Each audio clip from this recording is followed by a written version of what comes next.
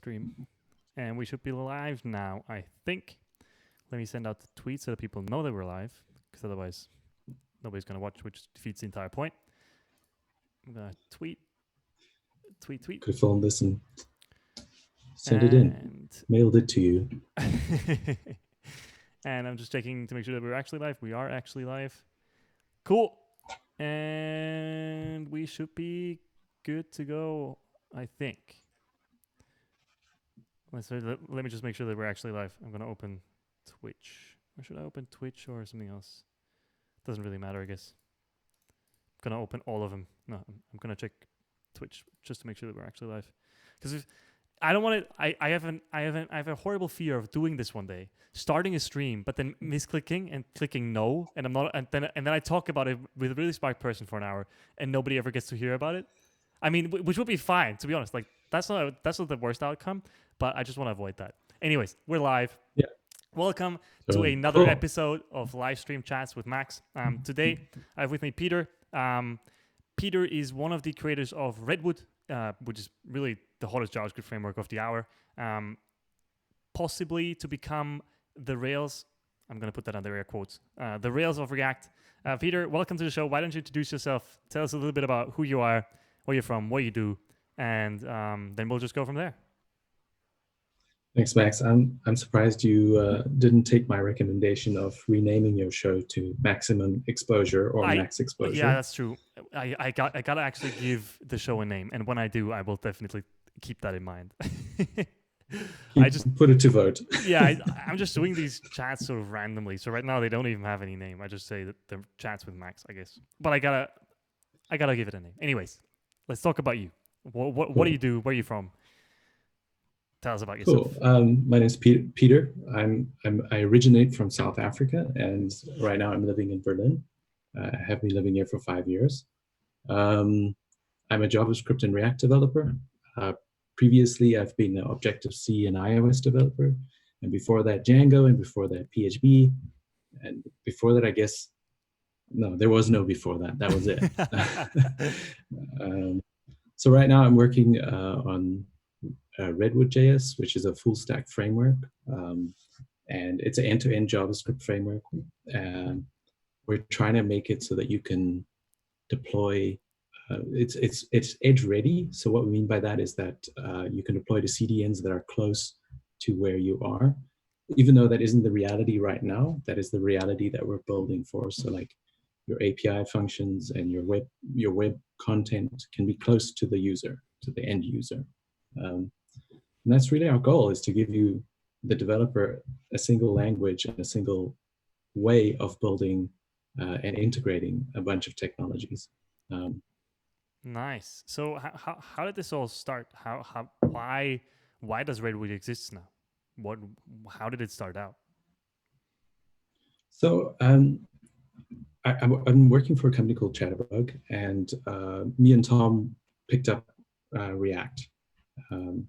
We had been, the Chatterbug is built in Rails, and we integrated React with Rails, and there was a whole bunch of pain points when we were trying to do that. And I think pretty much everyone who picks up a new technology has to figure out how to integrate it. And in the JavaScript ecosystem, there's just like a million choices to do anything, which is not a bad thing, but it just, there's this real like sense of, I don't know what to do. I got to learn everything. And then I pick one set of technologies, and then you actually figure out that everyone is actually mostly using those things.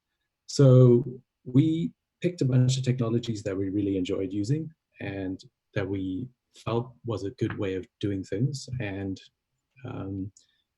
me and Tom were talking about like how Netlify does deployments and how wonderful that whole system is. And I think he came up with the idea of like, there should be a framework for this. And I was just like, yeah, there should be.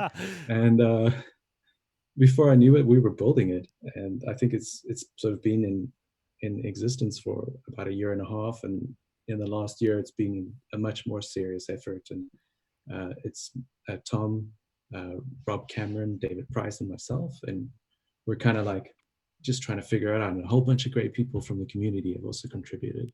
Nice. I think your documentary just came out now, and you said this thing where you were talking about how money didn't really matter to you all that much, and mostly you just wanted to put things out in the world.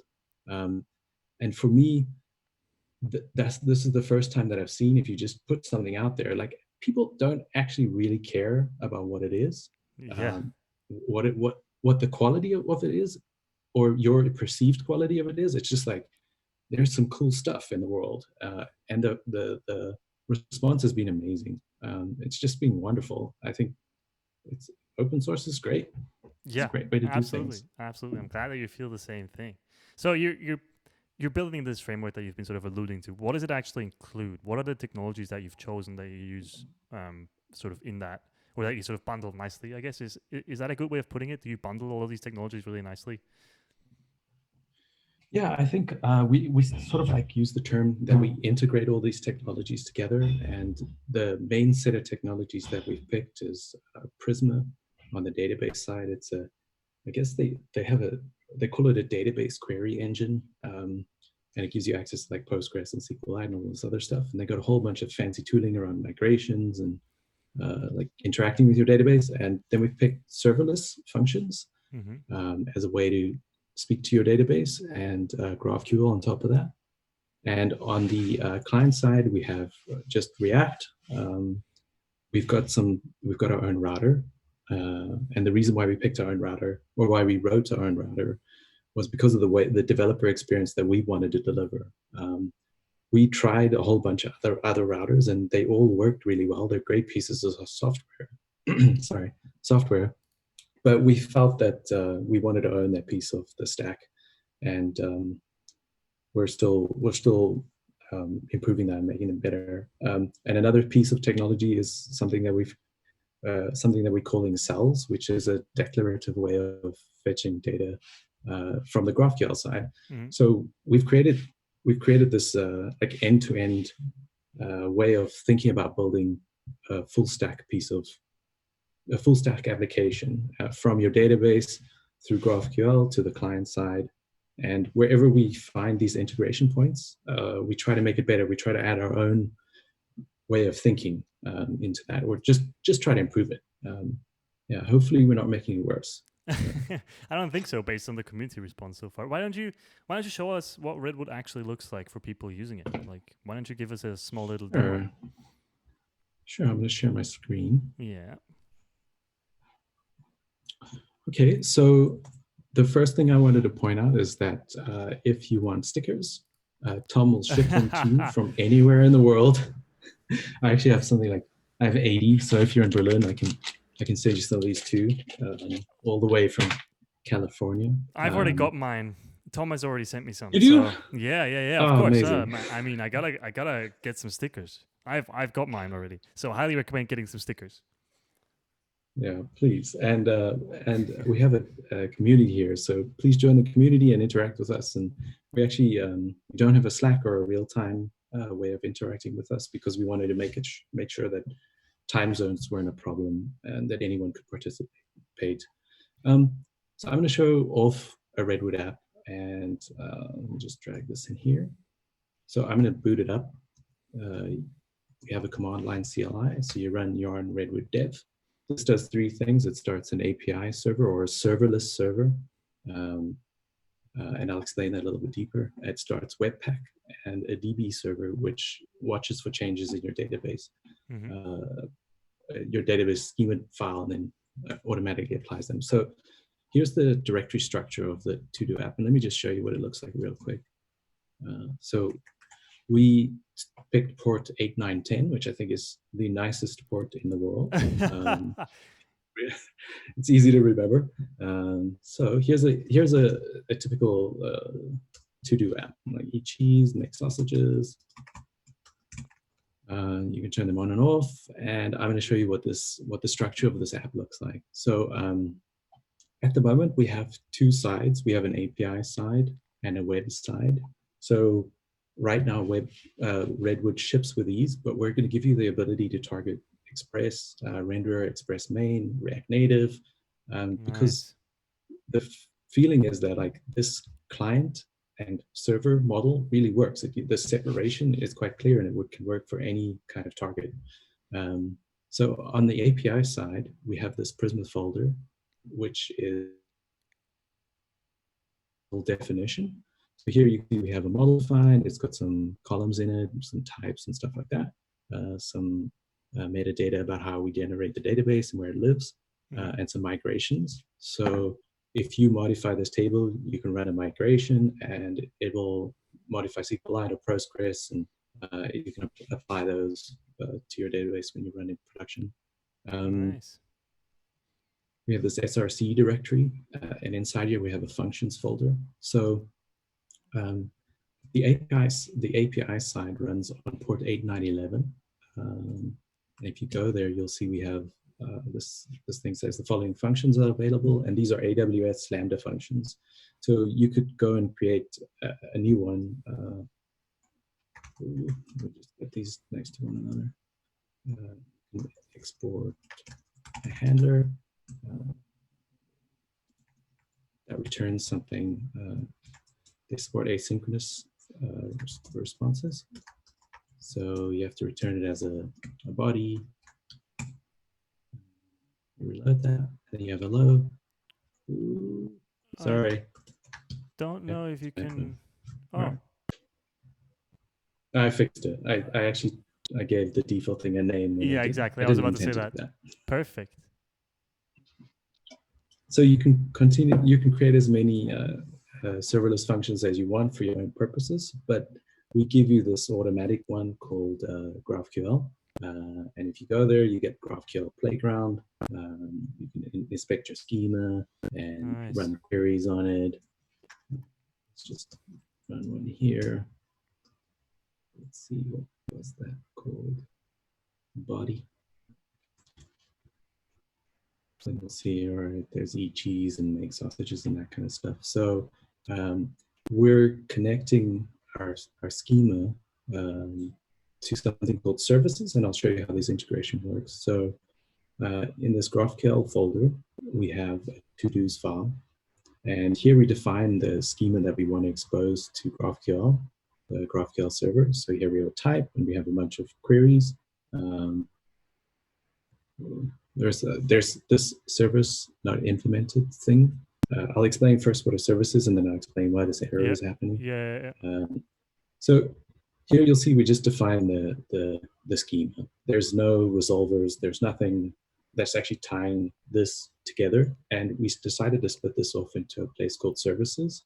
And services is a place where you can sort of keep your business logic separated from your resolver logic, separated from your database. It's like what we find is that people will often just bundle all these things together, and it's probably not the right place. It kind of feels a little gross. So if you have a look at the to-dos service, which is matched to the to-dos schema definition, it has it explores functions that match the query and the mutation types. So let me just put these side by side. See here we have a query. This thing says export const to-dos, and then we chat to our database. So we say to-dos, find many, and it returns these. So this is actually what's running over here. Here we have the mutation type. You can see them over here. So we're working with a company called Decoupled Studio, and they're actually creating a Jamstack IDE that's built on top of VS Code. It's early days, but this was working earlier, and what it actually would tell you is if in the schema definition file, if I haven't defined one of these things in a service, it would tell you. It'd be like, hey, because it's missing. This isn't here. File. Yeah, right. Yeah, unfortunately, it is actually in here, but it's not picking up. I'm not sure why. That's demos for you. Exactly, that's a demo effect. It always goes wrong. Yeah. So this is the API side, and this is how we kind of like get you from the serverless functions into GraphQL, into services, and that's how we think about integrating those three different layers into your database. So we give you like those four technologies, and we've made ways that you can integrate them. So on the web side, sorry, were you going to ask a question? I just wanted to say that from where I sit and from all the experience I have with GraphQL and building Node.js services, it's actually less magic than I thought it would be based on what I know about Redwood, because you're sort of really just having a GraphQL schema and you have some resolvers for that GraphQL schema, and that's it. And it's really nice actually. It's a lot less magic than I thought it would be, and I really like how it sort of covers everything, and you still have full control over the entire API and the entire database and all the resolvers, and you can really do any kind of logic in there.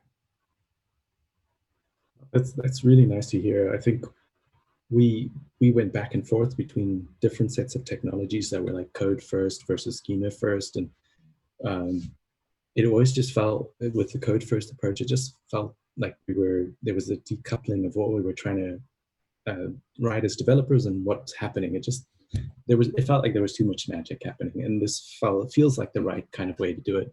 So thanks, that's really great to hear. And like if you look at the code that implements this, it's maybe 20 or 30 lines. It's just using Yeah, I can GraphQL tools imagine. and Yeah, just yeah, merging yeah. these things together. Yeah. Nice. So this is the API side, I and actually have one more question right now there. you Is there yeah, a sure. do you have anything built in for like authorization or authentication or like those sorts of common tasks?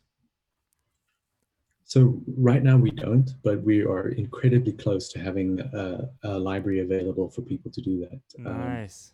And the API of that library is super simple. It actually supports both Netlify and Auth0, and it has a hooks interface, and it'll be great. Like it's super close to being done, and I can't wait to share with everyone.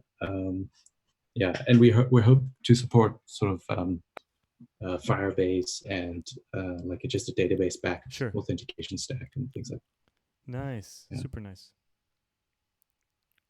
Cool. Cool. So this is the API side, and separate to that, you have the website, and this is a monorepo using Yarn workspaces. So you could just continuously add more websites or whatever. But the main entry point for the website is this router, and there is some magic here, but I think it's okay. I'll explain how it's implemented. So the magic here is that pages are automatically imported, and you'll see there's absolutely no import for this home page or this not found page. And what happens here is that we use Webpack. We go into this folder and we look for things that are end with page, and we automatically import them for you. So here, if I go to 8, 9, 10, you see this page, and when you export the default, then this is what will appear here. So yeah, that's how that works. Nice. We I felt see. that I it was see. important not to, yeah. All right, so and then the last set of technology is something called a cell, but I think it's better, or it would be easier for me to explain that if I actually implement something. So I want to Let's do take you it. through the journey of adding a stats page, uh, adding a GraphQL schema, adding a resolver in the services layer, and adding a cell. So we've got some cool tooling. We have the CLI command called yarn rw or Redwood. There's tooling. Yarn rw is the one I use, and you can generate things. So I'm going to generate a page, and I'm going to call it stats.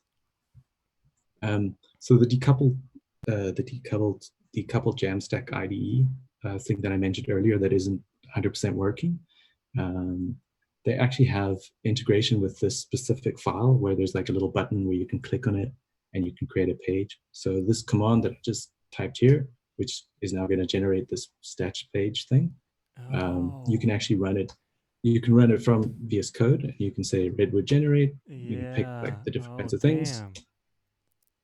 So I can type that in, it'll do it. But there's also a little button here that you can click. You click it, it allows you to build a page. So like, and we see that as just another point of integration, where like there's all these different technologies you might use, and we just want to make them good. That is super cool. So I just ran this generation command. It created these files for me, and it modified the route file, and it added it in here. Damn. And So created you've this you've page here. essentially created a bunch of code. So what happens when you now visit /stats? Does it show like a default page? or do you have Yeah. to do any more work? So it'll be like stats page, find me in Whoa, this folder. that is very cool. So this And is almost this basically works because you have yeah, sort of conventions, right? Similar to Rails, where it's sort of conventions over configurations. There's sort of a parallel here where you're encouraging sort of a default folder structure, which is how this entire thing works, right? Without sort of having a default, always the same folder structure, you couldn't generate any code anywhere. Is that right? yeah. And yeah, we see it as like we're going to give you the opportunity to follow the golden thread and leverage a lot of the technology that we're trying to give you. Um, but if you want to go off on your own path, it's totally okay to do that as well. But yeah, it's configuration. Sorry, convention over configuration. Like put your things in this Nice. folder, name them these things, and it should be okay. Um, That's yeah, awesome. I think particularly the React ecosystem really needs this at this point because it's kind of mature, right? Like the tooling sort of evolved to a point where it's actually pretty stable. And it's actually, I actually feel like that would be that's huge for the React ecosystem because then I can just focus on building my app, right? And I don't have to keep thinking about, okay, but which architecture is actually like the best? Like where do I actually yeah, put my components, right? If that's just done for me, then I don't need to think about it anymore, which is really cool. yeah. And I think um, like Rails has had this for a long time, and like these generators and things, you end up using them in the beginning when you're learning about the framework, but after a while, you just kind of like stop using them, and then you just remember, okay, put this in here, and that's how this works, and it feels great. Um, yeah, I think it's time, and Tom often speaks about something what he calls the adjacent possibilities, and it's probable that there's going to be a whole bunch of other frameworks that attempt to do similar things. Yeah. And I think it's great. It's going to be. I think there's a whole new world out there. It's going to be fun to see. For sure, for sure. There was a great question in chat just now by Jose who asked, why is the page called stats page and the location slash stats, but then the component is called stat singular page? Is that a conscious decision or is that a bug or? I think that's a bug. Okay. Like here, if I look at it, it says stats page, but then here in this thing, it said stat page. I renamed that. That Yeah. is definitely a bug. Okay, okay. It, That's totally fine. yeah, yeah. Thanks, Jose, for picking up that bug. He's calling you out already. Chat is calling you out. Yeah, it's just it's the developer life. Yeah, right, right. Cool. So we have this stats page, and what I would like to do on the stats page is actually find out how many to-do items we've created. So I'm going to go to the API side. I'm going to add a GraphQL schema for this to this query. I'm going to call it of to-dos. It returns a type integer, and it should be here. It is okay. There it is. Obviously, there isn't anything. There's no service tied to that. So if I try to execute a number of to-dos, I should just get an error or null. It's Yeah, even better. yeah, Nice. right. And I'm going to export. Let me just make that smaller. Export const number of to-dos. It's a function, and I'm going to use Prisma. There's a model on here called to-do, and I'm just going to call count. And if I run that, we get 2. Nice. And now I'm going to show you some cell magic, which is one of my favorite things. I'm going to generate a cell. So yarn Redwood generate cell. I'm going to call it stats. It's going to write these 2 files for me, and you'll see it has these exports, and so it exports like 4 things. 5 things. It exports the query, a loading, an empty, a failure, and a success state. And what we found was when you are usually writing, trying to query a GraphQL API, there's like these. You always have to do these branching things. You're like, all right, use query. Here's my query. Are you loading? Do you have an error? Are you done? And we just decided to make that declarative. So here I'm gonna just make this work. Number of stats. it inserts this thing because it assumes that you have some kind of it has a different structure, but we will make it so that these two worlds are properly brought together. And by these two worlds, I mean the API side where you wrote the schema and this query side. But it's just so now I'm going to write number of stats. I think it's number of to dos, right?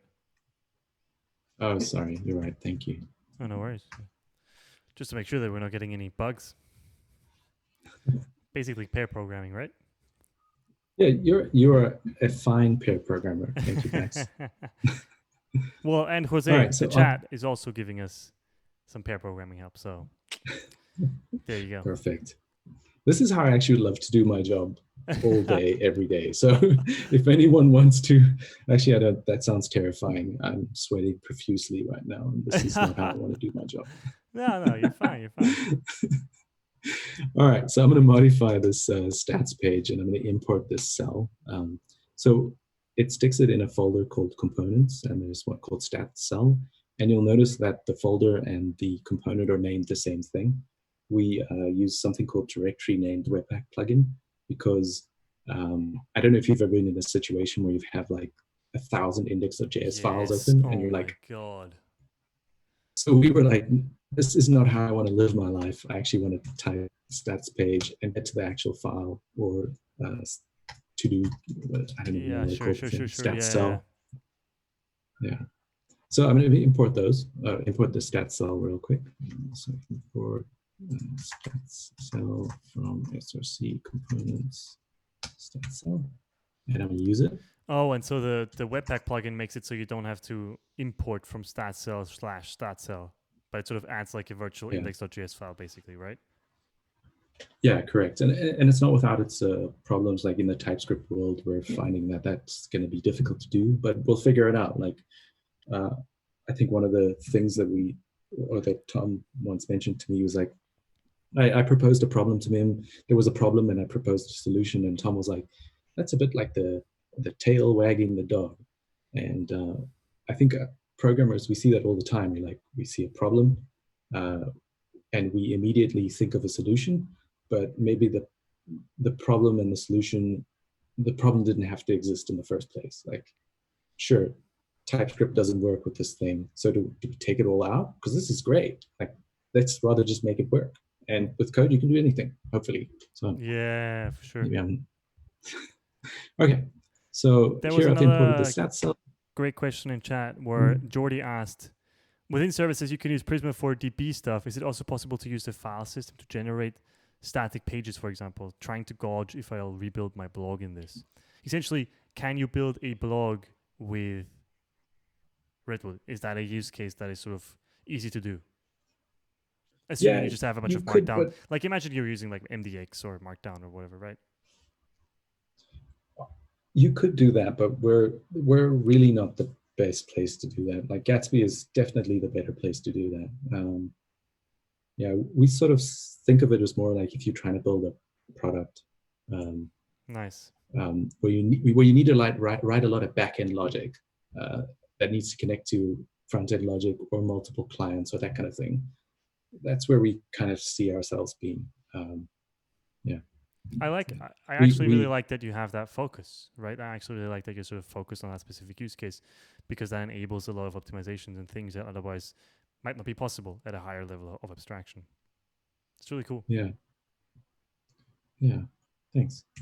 All right. So this is not working. I need to figure out why. Something went wrong is not very helpful. Okay. So we have a step before and after this query. So before a query, you can modify the data that you're passing to the query, to the used query hook. And after query, you can massage the data in a certain way. But we already cleaned it up for you, and it's actually called number of to-dos in here instead of stats. And you get the... Oh, there we go. Nice. Yeah. And so you automatically get the loading state, the empty state, and the failure state depending on what actually happens. Correct. Yeah. Yeah. Nice. And yeah, this is how we think. And based off this file structure, we can solve a whole bunch of problems for you, like the waterfall problem. Based on this the cell exports. There's a whole bunch of things that we will solve for you in the future. And this gives us a place to do that. So sorry, I'm just taking notes here so I don't forget any of my questions. Um, this is really cool. I have a couple questions. One, essentially, cells are like component-based data fetching, if I understand that correctly. You can have Yeah, many cells per page, right? And sort of every thing that needs some data or needs to mutate some data will be its own cell. Is that correct? correct. Yeah, 100%. Nice, nice. Okay, that's really cool. Actually, that's really cool. And then the other question I had is, does this use suspense or is this like concurrent mode like enabled already? No, it isn't at all. Yeah. Well, Nice. so when it comes to like using our router, we actually split off bundles there, and there we're using suspense. Mm-hmm. I think, but not in the query side of things. We haven't gotten there yet. Yeah, yeah, right, right, right. That makes sense. I mean, pretty much nobody's there. Oh, and then I actually have another question: is this server side rendered, or is it client side rendered? It's client side rendered. Right, right, right. We haven't even thought about server side rendering, to be honest, and it's something that we might look at down the line, but right now it's not on our radar. Yeah, it's very hard to do as well. And then I guess that answers. Or actually, then there's another Yeah, question: can you do any sort of static rendering, or is it just client side for now? it's just client side. Nice, nice. Okay. That's great. I actually think that's really great because that's sort of, again, laser focus, right? Like you have a focus on building a framework for building sort of complex apps with lots of business logic in them. And those really usually don't Yeah, need to be server side or statically rendered. So that makes total sense. yeah. So Nice. that's like generally all the technology that I wanted to show off. Um, yeah, I guess I could speak a little bit about the future or the things that we're considering. One of them being authentication. Um, I would actually. Did you have a draft of what authentication and authorization is going to look like? Because I'm actually really curious about that. yeah, yeah, I can actually let me open up the place where I'm working on that. I don't want to put you on the spot here It showing is, something that isn't ready or that isn't fully baked, but I'm actually really curious because that's a really hard problem to solve. And I feel like most of the apps that I've ever worked on, we really sort of had a really half baked solution. And so I would really like to have sort of like a standard, if that makes any sense.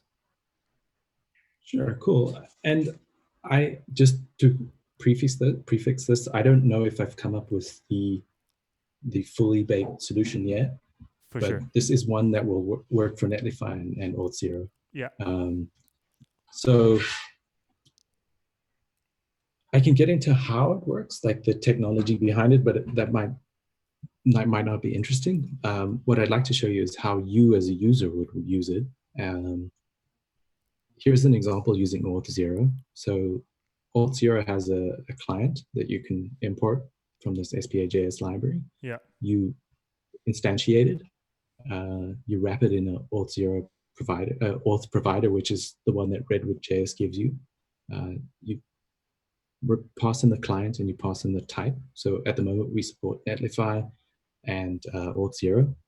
And then we have a use auth hook. So on this page, I import the Auth0 hook, or sorry, use auth hook over here. And then it has a bunch of states. So use auth on a single page app initializes, and it tries to see if you're logged in. Once you are logged in, you get other things. You get like, you're authenticated right now. You get a user. There's a way to get a token, so you can pass that along to the server side, so you can actually see if this person is the person who you want them to be. And then there's a bunch of functions. So you could log in, you can log out, and with Netlify, you can sign up. So I also give you access to the actual client itself. So here I can get to Auth0 itself if I wanted to So you can sort of like opt eject out of. and do your own thing. Yeah, yeah. Because Nice. I mean, the way that Netlify authenticates is you have to supply a username and password, and they give you some widgets to do that. But you call this login function, and the way that Auth0 does that is they send you to a separate page and they send you back. Yeah, right.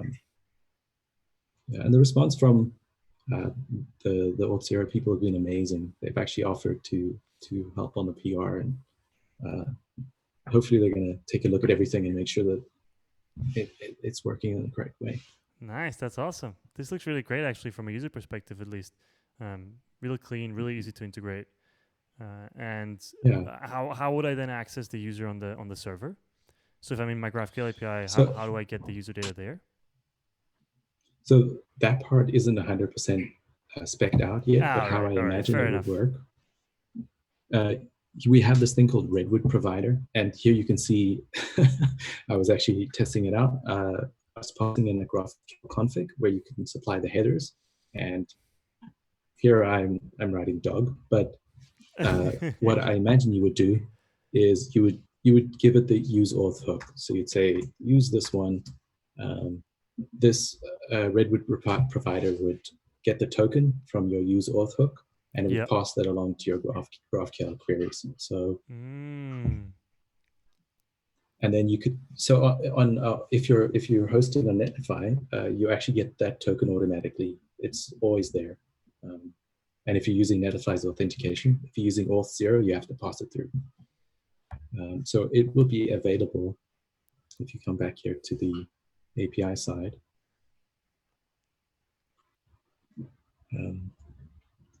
There's a configuration option here called context.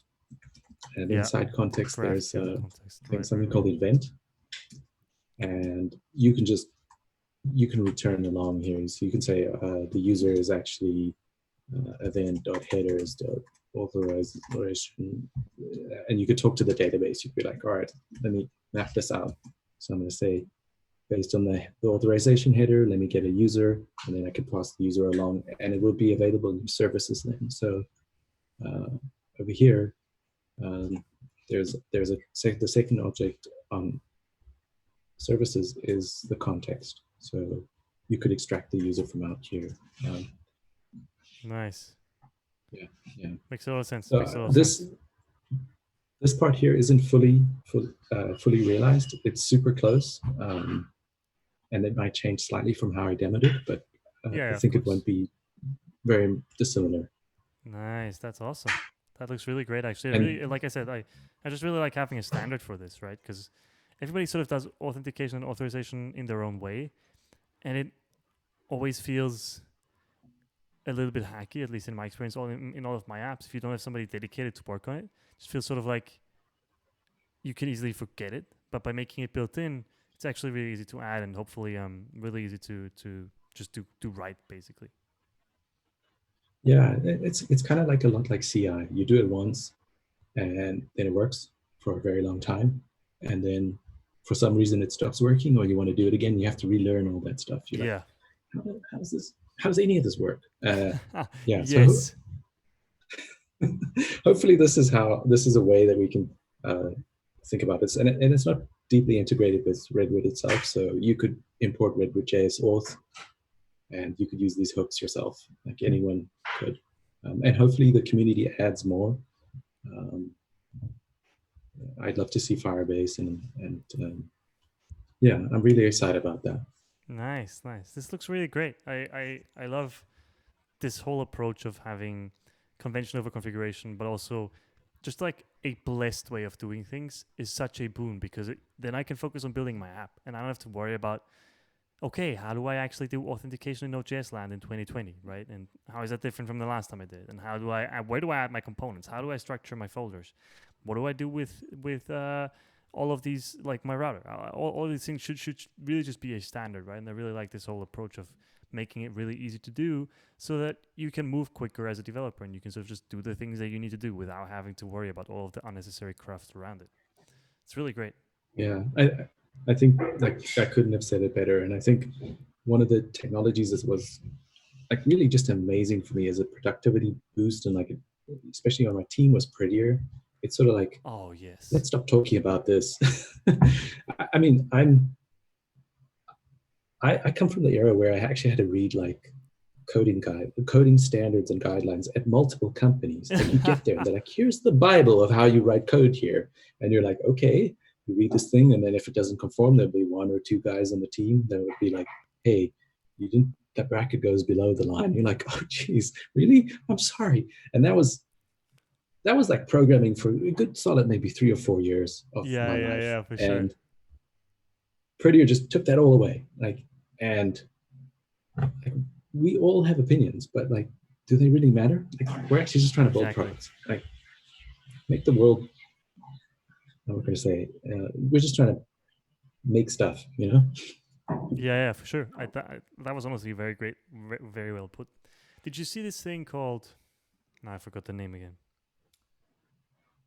No, I forgot the name. I'll dig it back up again. I know who it was by. Hold on, I actually want to find this again. It was basically like prettier for folder structures. Destiny. It was called Destiny. But here's the thing, right? If you think prettier, I'm going to link that in chat. Get up. Hold on, prettier for folder structures. Now, here's the crazy thing about it, right? If you think prettier for folder structures, the first thing that came to my mind was, oh, it's gonna capitalize file names, right? And it's gonna make like an index.js file that exports, sort of like what you did with the webpack plugin, right? That's what I thought what it would do. But that's actually not at all what it does. Here's how it works. It goes through your entire app and it follows all of the imports. And then it basically creates a file directory structure that follows the imports, right? So in the end, you end up with a folder structure that's fully automatic. It does you never have to like move files around. They're moved automatically based on what they're imported from. So if you have like a nested page and you use a component way deep within the component tree, that file will be way deep within the folder tree. And then as you sort of reuse that same module in another page, maybe even further outside, sort of on a sort of different branch of the tree, that file actually gets moved out more towards the top level until it's eventually sort of like in the global components folder, which is crazy. I That's never even amazing. thought that was a good idea. I still don't know if it's a good idea. I think from the results that I've seen, it's sort of very weird and very different to how most JavaScript apps are actually structured right now. But I could totally see how that's valuable just because it's a standard, just because it's an enforced way of Yeah. doing things. Just like it's the same thing with Prettier, right? I don't really want to worry about that anymore. I just want to write my apps, right? And so I really like this whole philosophy of Prettier and of which also really ties into Redwood, right? Like, let's just build some good products. We don't need to worry Yeah. about all of this sort Yeah. of That, craft around it. Let's just build good products. Let's make that as easy as possible. And that's sort of really the high level goal here, which I love. yeah. Totally.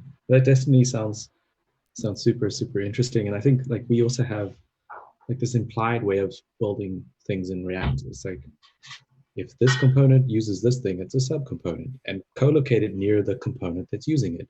But there is a potential that this thing could move further up the stack and then it goes into SRC components folder. And so that sounds amazing. Yeah, I That's how I actually, think about building stuff. in a way, Redwood is an exercise in making implicit decisions explicit, right? In a way, Yeah. you're sort of considering how do people usually build React apps and why, and then you're making these decisions explicit and then force them, or maybe not enforce them, but just make them the default by adding like nice developer experience on top of that with the generators, for example. I think that could be a good Yeah. way of putting it. That just came to my mind. Maybe that makes sense. Yeah, 100%. I think that's 100% a good way of putting it. And I think maybe we should get you to like officiate like, you should be our shop man or something. Is that what they call them? Probably. I don't think so. I don't think I'm the best person to do that, but I do think that Red was very interesting, and I'm very happy to have seen this demo. I'm glad because I've talked with Tom a bunch about Redwood, and I sort of understand the philosophy behind it. And just based on the sort of comparison to Rails, I assumed it was going to be way more magic than it actually is. Like, it's not actually that magic. You're just creating a GraphQL API, connecting it to the database, and then have some pages on the front end, right? And sure, if you don't know GraphQL, if you don't know React, it's going to be a little bit alien at first. But it's almost like the level that Redwood adds to your app is very don't know how to put this, like very, it's almost like a level of like you're wearing silk clothing, it's just very nice. It's not very intense. It's not like you're wearing a bunch of magic, but it's like a nice layer of, it's just that little bit nicer that makes it extra worth it, right? It makes it extra easy to build stuff. Yeah, I love that. I think we really want you to be able to reason about your app in a way that makes sense to you, the developer. Like, sure, we could do anything and it could, like, you could be like, all right, I type one command and 1,000 different things happen, but that's not going to be helpful to you in the long run. Right? So we want to make it explicitly clear what's happening and um, just make those integrations feel good. And um, it's funny how we go back and forth between like making decisions about how we ended up on cells. We probably had like 6 or 7 different ways of doing this, and eventually we were like, what about this way? And then we were like, this is it. And then we had to name it something, and it had a whole bunch of different names. I can't even remember all of them, but I think Tom eventually came up with cells, and it stuck. So Nice. That's yeah, awesome. we're really, as a group of people, we're conversing about this and demoing things and trying to like impress one another. And I think every single day I get up, my objective is to try and impress chiefly the people on the team, but then also the people who are going to be using Redwood. Like I want to make their lives better, and that's actually such a wonderful way to live or to spend my programming time. So yeah, That is an amazing way to think about what you're doing. I love that. You're just trying to impress the people. I that's really actually like how I that. got into programming. How? Yeah. How well, So tell us about that. Now I'm really curious. so I I learned how to code when I was much younger, maybe 16 or something along those lines. But I actually wanted to be a designer. So back in the day in South Africa, we had like uh, dial-up internet, and my dad would go on the internet for like 30 minutes an evening to check his email, and I would rush to these websites and like try and download Photoshop tutorials. And there was this one guy, his name was Fong, and he's had a friend, his name was Endopod, and they were like these Canadian people, and they were really, really good at Photoshop and 3D Studio Max and that kind of stuff. And I'd go to these web pages, try and save the files offline, and then the next day I'd go through them. I was meant to be doing homework. And I was trying to learn how to design so I could show it to my friends at school and be like, hey, I built this amazing website. Look how cool it is. And uh, and then I started seeing like, hey, they're adding a whole bunch of different dynamic functionality. How's this working? And I just started digging into that. And yeah, I've always just wanted to impress the people using computers. And yeah, that's probably what I'm going to keep doing for the rest of my life. I really love that. That's why I got into coffee. Really, I'm a huge coffee nut. But the reason I got into it was because two friends of mine who I look up to in this industry, in the programming industry, just completely separate from coffee. That they're not baristas or anything. They're just really into specialty coffee, and they're programmers that I look up to. They're sort of popular in the ecosystem, and they're good friends of mine. And they were into coffee, and so I thought I wanted to be cool like them. Like I want to be part of their little two-person group that's into coffee. And so that's really why I got into coffee, right? That was sort of the initial motivation for me to learn about it. By now, that's not the point anymore. But now I just really like making coffee and learning about coffee, and I'm just a coffee snob now, right? But at the time, my sort of initial motivation was I want to be cool like them. I want to impress them with my coffee knowledge too, right? I want to be part of this group. And that was Yeah. a really powerful motivating factor. And it's really similar to what you were talking about with impressing people, right? That's a great motivating factor to build good stuff and to learn about things. I love that. Yeah, I actually saw in your documentary that you had like a quite impressive setup there at your house. Is that in your apartment? Yeah, that's in my apartment, right over there in the kitchen. That's Nice. yeah, sort of evolved over time as I've got more and more into coffee. I'm of the type that just consumes caffeine. Like doesn't matter what form it is, just give me lots of it. And yeah, I feel ashamed to admit that to No, you. no, that's totally fine. Like that's a totally fine way to enjoy coffee, right? I'm not saying everybody needs to be a coffee snob. It's just that I am a total coffee snob, right? That's all. I just really enjoy being one, if that makes any sense. Yeah, Max, I was actually wondering uh, today when I was thinking about this, doing this live demo. I was like, does your name stand for? Is it a short version of something else? Max? Yeah. Is Yeah, it like Max. Maximilian Yeah, or? yeah. So my full name is Maximilian. I actually have two other first names. This is something that not many people know. But my full name is Maximilian Alexander Manfred Stoiber. So I have a really long That's, name, but I'm just called that's Max. amazing. Nobody actually calls me any of the other names, but I'm just called Max. Oh, cool. You're yeah, yeah. It's I feel like my creep meters rise a little bit. Like your dad's name is Manfred, right? Yeah. So the reason I'm called Manfred as Okay, my third first name is because it's my dad's name, and he wanted me to have his name as his firstborn child. nice, cool. Yeah, Yeah, that was a yeah, totally random side note. Totally random side note, but I like it. So now everybody knows what my actual real name is, which is kind of there. You go. yeah. You better like put up some alerts for like people stealing your identity and things like that. Because uh, yeah. Unfortunately, I actually saw. Unfortunately, this is also this is a different topic, but a good friend of mine, Emma Bostian, who lives in Germany too, and is a well-known programmer in the JavaScript ecosystem, or in general, actually. She gets imposters making Facebook profiles that look exactly like her Facebook profile, and then they like add her friends in order to get money from them, I guess, and scam them into like sending her money or whatever, which is really creepy. Like that. so Thankfully, weird. nothing like that has ever happened to me, but it's only a matter of time, and I really don't want that to happen. That kind of sucks. Yeah, you got to appear in public with like stickers on your face that so no one can copy your actual likeness. Yeah, actually, I sort of get why some artists or musicians and stuff don't show their face. Like, for example, Deadmau5 famously for a very long time sort of had just his Deadmau5. Like, it was mostly known. Like, obviously, you know what he looks like, but you didn't know his name. He was just Deadmau5 with his thing. Or Marshmallow, or like, there's many artists that do that. And I get why, because it sort of affords you the freedom, right? People don't know your face, so you can just go to a shop and buy things, and nobody knows that you're Deadmau5, right? Or whoever, whatever famous artist you like, right? Which is actually a huge amount of freedom. Thankfully, like in our industry, being professionally well known doesn't mean that you can't go shopping, right? Like that's totally fine. But I would not want to be famous with having my name known. Like that sounds like absolutely horrible. Anyways, Yeah. total side Has it topic. ever happened to you that, yeah, sorry, anyone who's still here, we're talking about random stuff now. Has anyone ever come up to you and be like, hey, are you Max Stoiber? Not really. Not outside of like maybe once in the past 6 years. Not that well known. I'm just sort of like a nerd in a small community of nerds. I mean, when I go to React conferences, people recognize me, of course.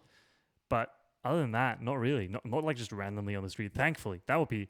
I mean, I appreciate it, but I would not want that to happen regularly. That does not sound like a good time at all. Anyways, we're Yeah. just rambling at this point. I think this is a great point to end it. Thank you for coming on the stream. This was actually really super interesting. I'm very excited about Redwood. If people want to check out more about Redwood or they want to learn more about you, where should they go? Plug whatever you want to plug now. They should definitely go to redwoodjs.com. Actually, I'm going to post it in The chat so main, people can click on the link. and don't forget about your stickers if you do end up going there. Get some stickers. Like I said, I already have mine. Like I proudly showed them. I already got my stickers. They actually send them all around the world. Get your stickers. Yeah. And then also follow Peter, and I'm going to link your Twitter at App Factory. Yeah, and that's actually a my Twitter handle is because I used to be an iOS developer. So that makes sense, actually. With that context, that actually makes a lot of sense. Yeah, I was like, should I change it? But there are no good names left, so I'll just stick with it. Yeah, it's just a name. It's a little bit weird. Yeah, but it's all right. Anyways, thank you for coming on the show. This was really fun. I'm going to end the stream here. Thanks for tuning in, everybody. Thanks for the great questions. See you all next time.